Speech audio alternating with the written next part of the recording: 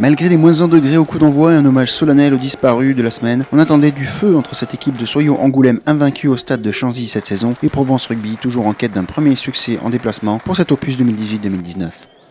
Et justement, ce sont les Aixois dans les pas de Lachlan Monroe qui vont parfaitement démarrer. Une première longue possession fait suite à cette réception manquée avec un avantage en cours. La faute au sol est signalée par l'arbitre Mathieu Noireau et Monroe de récompenser déjà les siens de cette pénalité pour un 3-0 prometteur. Les munitions sont pour les hommes de Jamie Cudmore qui bousculent leurs adversaires. Le fond de touche est assuré et le carambolage aussi sur le premier temps de jeu. C'est assez pour déstabiliser la défense violette. Le talonneur casqué Théo Bézia prend alors ses jambes à son cou, contourne et résiste pour surprendre tout son monde de ce premier essai inscrit entre les poteaux. Nous en sommes à moins de 5 minutes de jeu et les Provençaux mènent déjà 10-0 après la transformation de Monroe qui s'est coiffé de son plus beau casque de Noël. L'entame cauchemardesque continue pour le SA15 puisque un duel aérien mal négocié va les voir jouer en infériorité numérique pour 10 minutes. Le coupable, Sakyusa Bouré Takiyaka qui plaque dangereusement en l'air et écope de ce carton jaune. Mais à 14, les Charentais mettent la main sur la balle et Nicolas sanctionne ce plaqueur non sorti de la zone. Le score n'est plus que de 10-3 et Soyo a enfin lancé son match. Après cette touche, un essai en première main va déjà illuminer cette rencontre. Les trois quarts vont vite être servis quand Sitoti et Mao vont se trouver.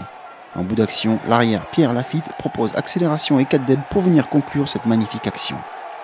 20 minutes de jeu, une transformation réussie d'Erwan Nicolas plus tard, les joueurs de Julien Lahirle ont refait leur retard en égalisant à 10-10. Avec patience, les coéquipiers de Le Guen et Mouarois peuvent compter sur leur fer de lance pour se mettre dans l'avancée en force. Les Angoumoisins proposent davantage de longues séquences de possession que leurs adversaires et ça paye. À la base de ce groupe pénétrant dans les 22 mètres, Kevin Le Guen s'en extrait pour récompenser sa grande performance individuelle lors de ce match avec ce nouvel essai. Erwan Nicolas ne tremble toujours pas face au poteau et Soyo Angoulême prend la tête au score avec ce 15-10 qui devient 17-10. Et même 20-10 après une pénalité de Nicolas car Provence Rugby est trop indiscipliné et M. Noireau a d'ailleurs prévenu les visiteurs.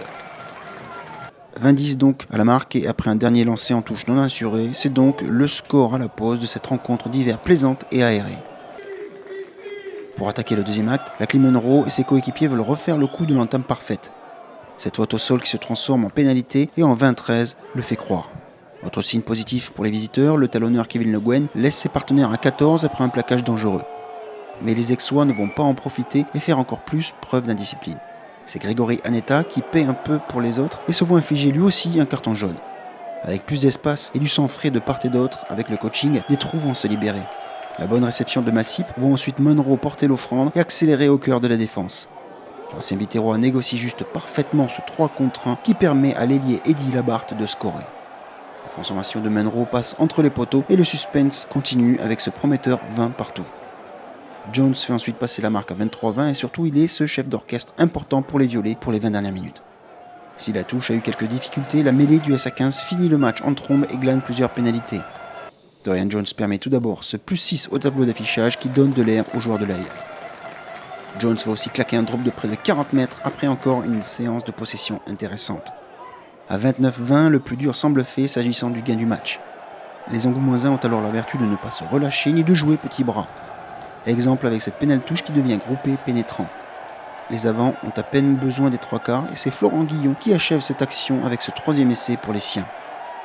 La transformation au coin de Dorian Jones parachève ce succès, certes non modifié, mais très satisfaisant pour Soyo Angoulême qui, avec ce 36-20, continue de coller au classement aux places qualificatives.